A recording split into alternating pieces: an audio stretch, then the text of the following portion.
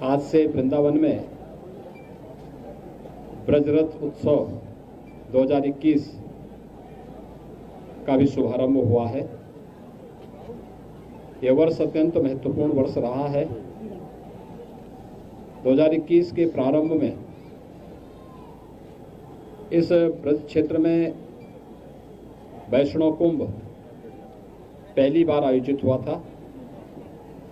पूरी भव्यता के साथ, पूरी दिव्यता के साथ उस आयोजन के उपरांत ब्रजरथ उत्सव का एक कार्यक्रम आज से शुभारंभ हुआ है। इसी कार्यक्रम में भाग लेने के लिए मैं आज अपराह्न में यहाँ पर आया था। न केवल देश के सभी लोक परंपरा और कलाओं से जुड़े हुए हमारे कलाकार आदरणीय प्रधानमंत्री जी की मंशा के अनुरूप आत्मनिर्भर भारत की परिकल्पना को साकार करने वाले हस्तशिल्पी, कलाकार, कारीगर, ये सभी ब्रजरथ उत्सव और हुनर हाट के कार्यक्रम में आज ब्रज क्षेत्र में उपस्थित हुए हैं। इस कार्यक्रम में सहभागी होने और कार्यक्रम को शुभारंभ करने का अवसर अभी कुछ देर पहले प्राप्त हुआ है। ब्रज क्षेत्र वैसे भी भारत की सनातन परंपरा की दृष्टि से अत्यंत पवित्र और महत्वपूर्ण स्थान है। जितना प्राचीन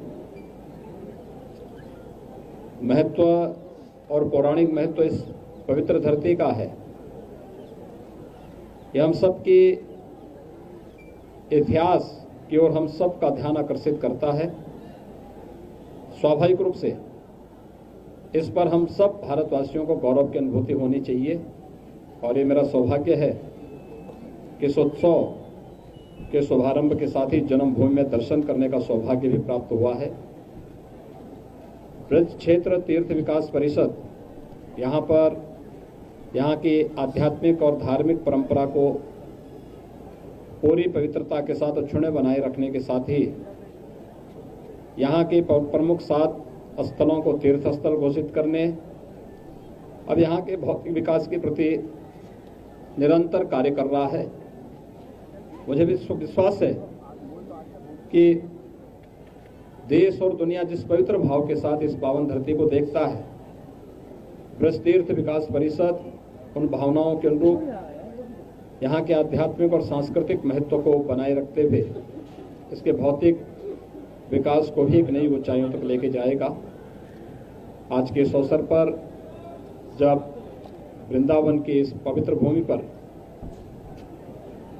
ब्रजरथ उत्सव का शुभारंभ हुआ है और इस उत्सव में देश के अलग अलग कोने से कलाकार, हस्तशिल्पी और कारीगर भी उपस्थित हुए हैं, बहुत सारी चीजें देखने जानने का अवसर प्राप्त होगा और इस ब्रज क्षेत्र के विकास के साथ साथ यहाँ से लोगों के उस प्राचीन लगाव को भी प्रदर्शित करने का एक माध्यम होगा।